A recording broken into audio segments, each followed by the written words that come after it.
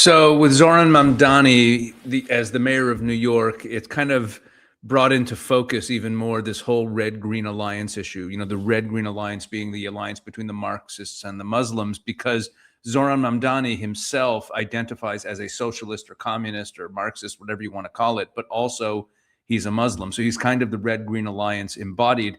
And I just saw this clip from the other day of Mayor Rudy Giuliani, former mayor of New York, Rudy Giuliani, talking about Mamdani, and he actually made a point about the Red-Green Alliance that I think goes even way deeper than he intended. So I want to watch this clip, and then I want to talk about this this marriage between Marxists and Islamists.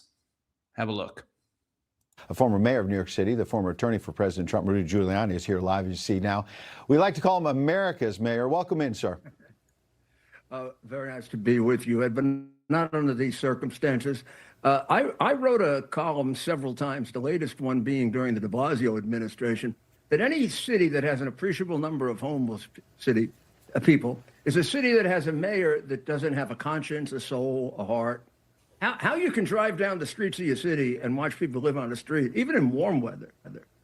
So why did he tell them to stay on the streets? Why was he telling the police initially, don't force them into shelters? That was the policy you had. Because he's a communist. Why?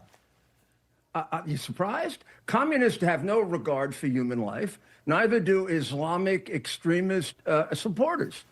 He's both. My God, he's like a double. He's like a double factor.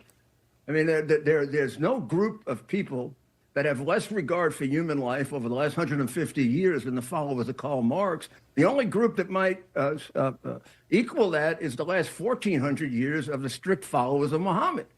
So the man is brought up in a culture where human life means nothing, and the prevalence and the victory of his ideology, which is a combination of communism. You know, he's going to have stores to provide our food. He's going to have rent control. I don't know if he calls himself a communist or not, but he doesn't have to. He has straight out communist positions. Right. And he's very favorable to Hamas. Oh, they've only killed hundreds of thousands of people. Very favorable to Iran. His father was a big supporter of all of them. Right. He can't fool anybody that he isn't a supporter, not of Islam, sure, of Islamic extremism, including the people who attacked the city. He is now ridiculously governing now. Right. Now, killing people during a snowstorm is absurd. He reversed a policy of New York City that started before me, continued with me, and continued to him. It goes back, I think it goes back to before Ed Koch, Ed. Yeah. It's a policy, and I made it much stricter. It's a policy that says if you get near freezing, then all these rules about you can't force the homeless to go into a shelter are over. You can force them to go into a shelter. Right. You want to protect lives. I get it. But I want to get back to the communism part as well, because you're making so many important points at once. So he promised free buses. The bus fare in our beloved city of New York has gone up, as you know. They're saying the buses are running less on time. There's snow piled up. The rats are running wild. And he can't seem to govern the basics of the city, sir. What is going on? What's your remedy to try to dig us out of this? Well, the remedy usually in a straight communist socialist situation is the government falls. I mean, that's what you have. That's what you have going on in Venezuela, right? The people can't eat. Yep. That's what you have in the Soviet Union. The people can't eat. But believe it or not, that's what you have going on in half of China. The people can't eat. So I don't know what happens here, but it's failing on day one. He promised us this. He would show us how socialism can work. Well, the guy fell on his face immediately. I mean, he right now has committed one of the biggest sins a New York City mayor can commit, not picking up the snow. It almost cost John Lindsay his job. Even the worst New York City mayors knew how to pick up the snow. Exactly. I mean, I was very good at it, but so were all my predecessors and successors. So last thing, Andrew Cuomo wanted to be mayor and lost, obviously. And now he goes on the radio yesterday in New York and says he doesn't think taxing the rich will work. I think I've heard everything now. Cuomo is saying don't tax the rich. Your final thought. Yeah. Well, thanks, Andrew. Yeah, we all know that taxing the rich won't work. There's another reason, a very practical one. There are no more rich people left in New York. By the time they're finished, they'll have nobody to tax. Right. They've It's insane. in record numbers. That's enough of that.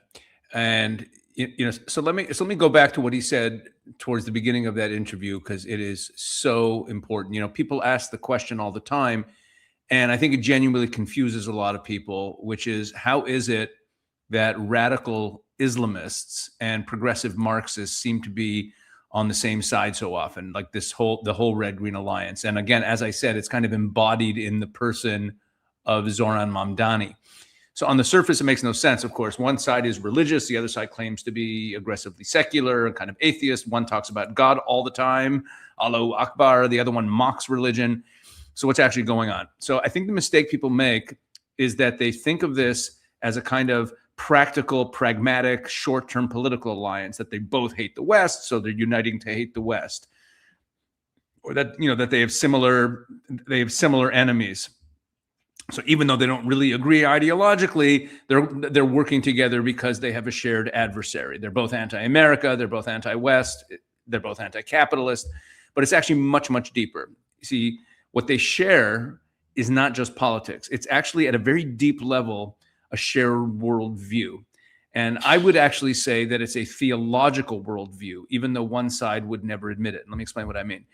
When we talk about theology, people immediately think that we're talking, of course, about God. But the heart of theology is really, what is a human being, and what is the human being's relationship to authority, that authority being God or whatever the more powerful being is. So how does power work? Like, once you ask questions like this, things start to become very clear between the Marxists and the Islamists. So let's start with Marxism. Marxism pretends to be purely economic or political, but it actually makes a very strong claim about human nature. It says that people are not really free moral agents. They're defined by class, by power, other identity issues, by structures, by oppression. Everything gets filtered through who's on top and who's on the bottom. In that worldview, freedom isn't about personal responsibility or moral choice. It's about overthrowing whoever currently has power. Everything's power play. So morality itself is of course relative for Marxists, atheists, and it's really, there isn't really morality. There's really just ethics, and ethics is built into power structures. So that's why everything is framed as systems and structures and injustice and justice and oppression.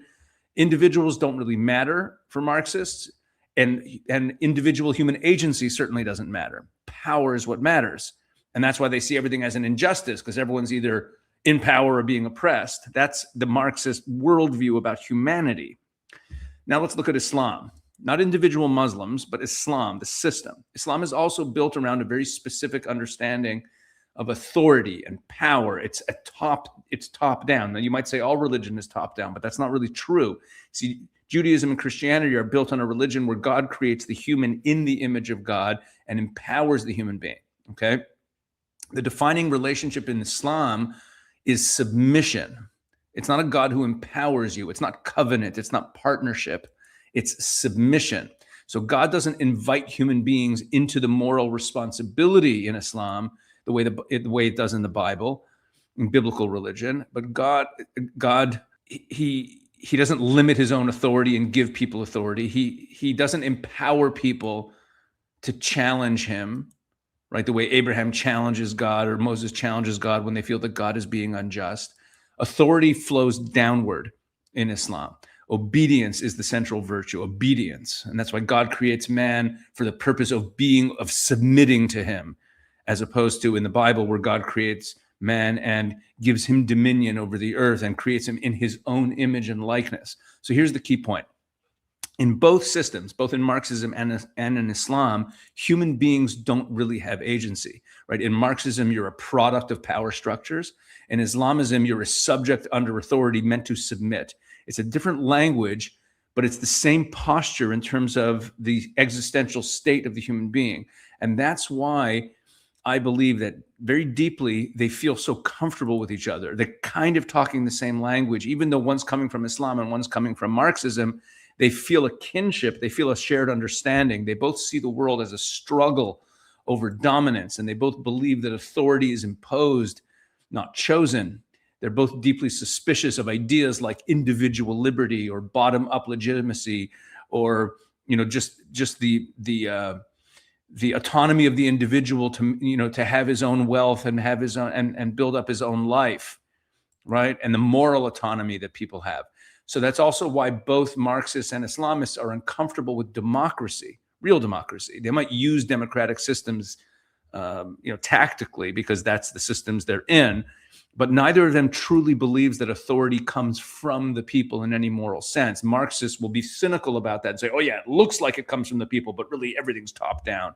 Democracy is just a tool for Marxists until power is secured.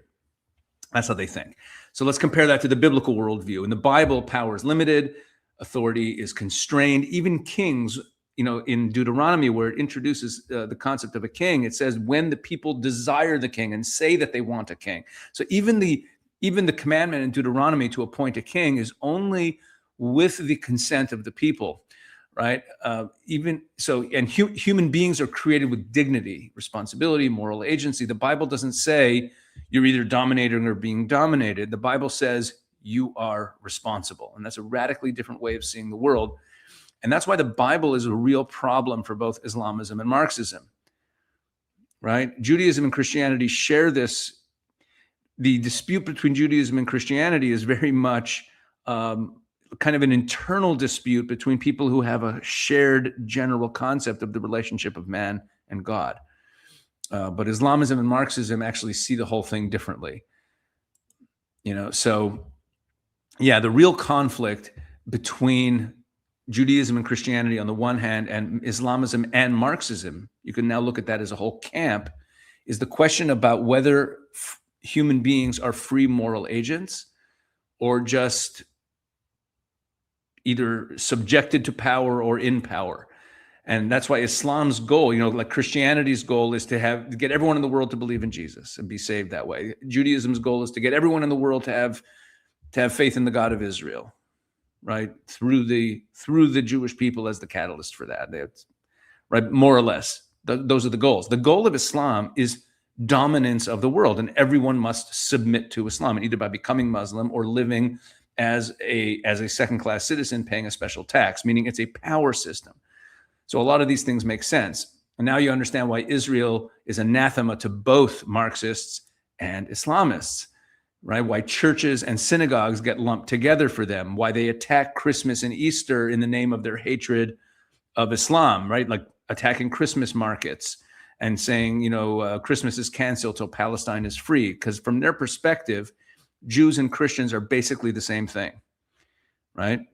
What matters to them is that both are rooted in this biblical worldview that they hate. That's the threat to them. So when people say, why are Marxists siding with Islamists? The answer isn't that they're confused or they're being duped. It's that they actually agree on the most fundamental things: power over freedom, authority over individual human agency, dominance over individual human responsibility. Anyway, I think that once you understand that, we can stop being surprised at this merger of Marxism and Islamism, because in a certain sense, again, at the very core level, they fundamentally agree on the structure of society. I hope that made sense. Let me know what you think. Drop a comment. Let me know if you think that this monologue made sense. And if you want to know more about this, I did a longer form video, long form discussion about this topic with my good friend Rabbi Daniel Schombach on his channel, and you can find it there. All right. Please keep watching. Please keep sharing. Thank you so much for helping build the channel. Make sure to check out all the great content we're putting up on the Israel 365 YouTube channel. And God bless.